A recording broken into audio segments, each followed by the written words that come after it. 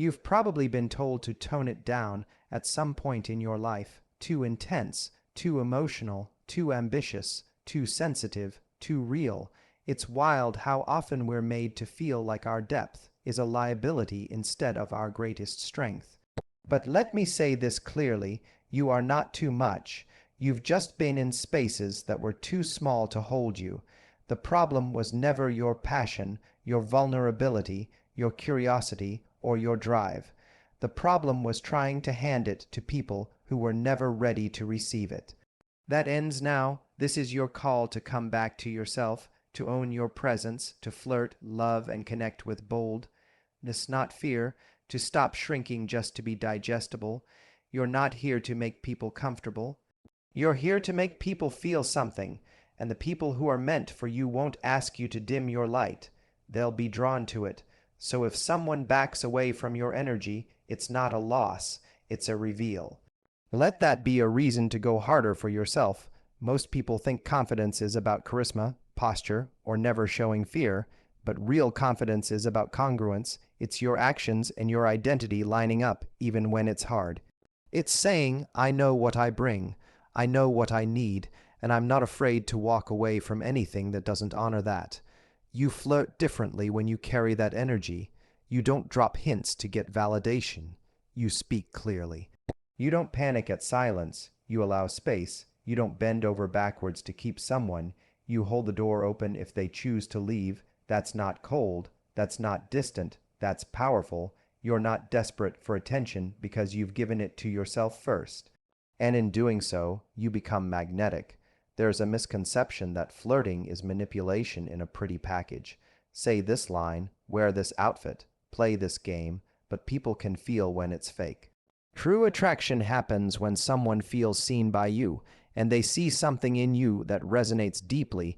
That starts with authenticity. You're not trying to make them feel something. You're inviting them to feel what's already real. So flirt with truth. Flirt with intention. Make eye contact like you're not afraid of what they'll see. Ask questions like you genuinely care about the answer. Speak like you've already accepted yourself, because that gives them permission to do the same. Your truth doesn't repel people. It attracts the right ones. You might be afraid to show who you are because you don't want to get hurt. You've been burned before. You've opened up and people walked away. You gave your time, your effort, your heart, and it wasn't reciprocated. That's real. That's painful. But you were not rejected. They were revealed. There is nothing wrong with being vulnerable. There is nothing wrong with wanting connection. There is nothing wrong with flirting from a place of wholeness. The only wrong thing is when we let people's lack of capacity make us question our own. Don't silence your feelings just to be palatable. Don't wear a mask just to feel safe, because the safer you try to play it, the more disconnected you feel, and the more real you are, the more aligned your relationships become. Rejection doesn't mean you're unworthy.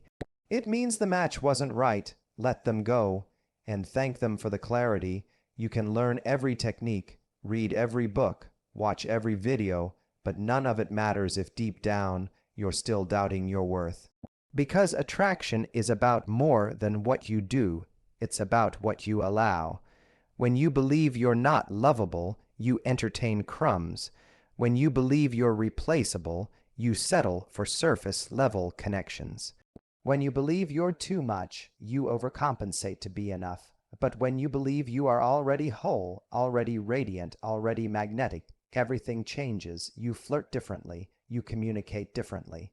You let go of people more easily. You don't just wait to be chosen. You choose. You set higher standards, not out of arrogance, but out of deep self-respect. That belief becomes your compass. It keeps you from chasing what's not yours and guides you toward what is. So if you've been wondering why you keep attracting the wrong people, ask yourself, what do I believe I'm worthy of? Then raise your belief and watch your life rise to meet it. You're not too intense. You're not too loving. You're not too expressive. You're not too much of anything. You are precisely enough for the right person, the right relationship, and the right kind of love. And until you find that, you flirt. You live, you shine. You keep showing up with open hands and an open heart. Your energy is a gift. Your depth is your strength. Your presence is the prize. If they don't recognize it, that's not your cue to shrink. That's your cue to walk away and make space for someone who will.